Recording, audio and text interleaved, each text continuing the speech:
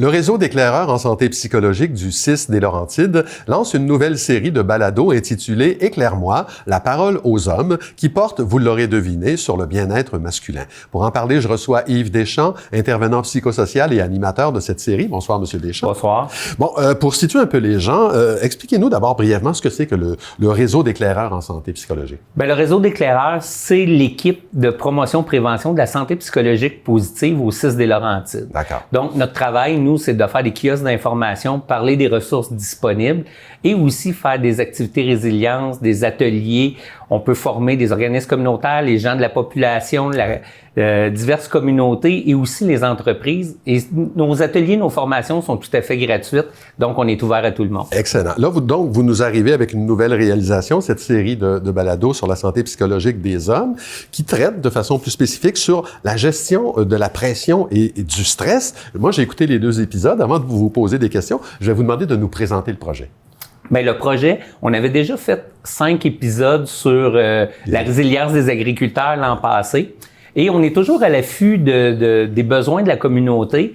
Et il y avait plusieurs reportages qui commençaient à émerger sur la santé mentale des hommes, sur le bien-être des hommes, mais souvent axés sur quelqu'un qui est acculé au pied du mur puis qui se mettait en action pour préserver, essayer de se sortir de sa situation.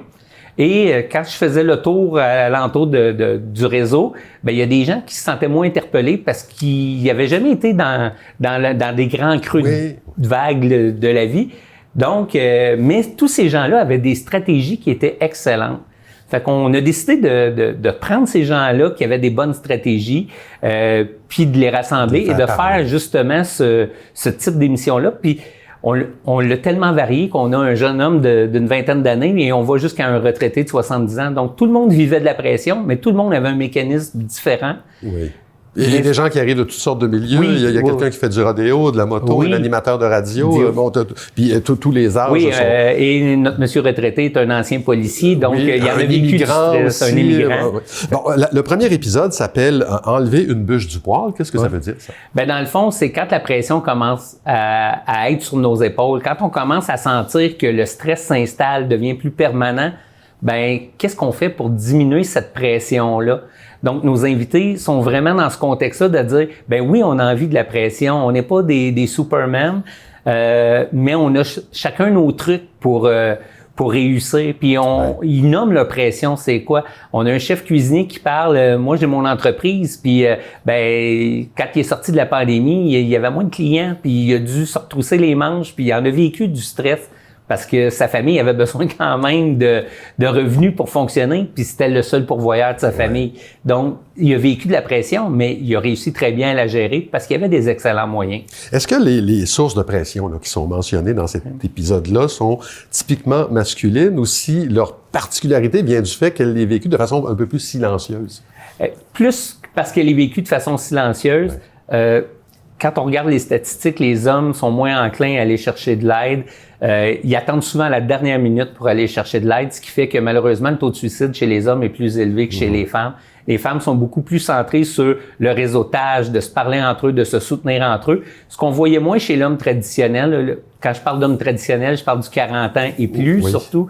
Donc, on est vraiment à amener les gens à dire, parle à qui tu veux, mais parle en bout de ligne, sors ça, garde pas ça en dedans, partage ta pression, fais-la sortir. Un peu comme un presto, faut que ça sorte. C'est ça, et l'astuce est là, puis c'est le sujet du 2e épisode qui s'appelle « Un pour tous, tous pour un ». Dans le fond, c'est ça, c'est d'en parler à l'entourage. Effectivement, puis il y a des gens qui en parleront peut-être pas à l'entourage parce qu'ils veulent pas mettre cette pression-là sur l'entourage, mais il y a des ressources, il y a des lignes d'écoute, il y a des organismes communautaires qui sont très, très, très présentes pour les hommes.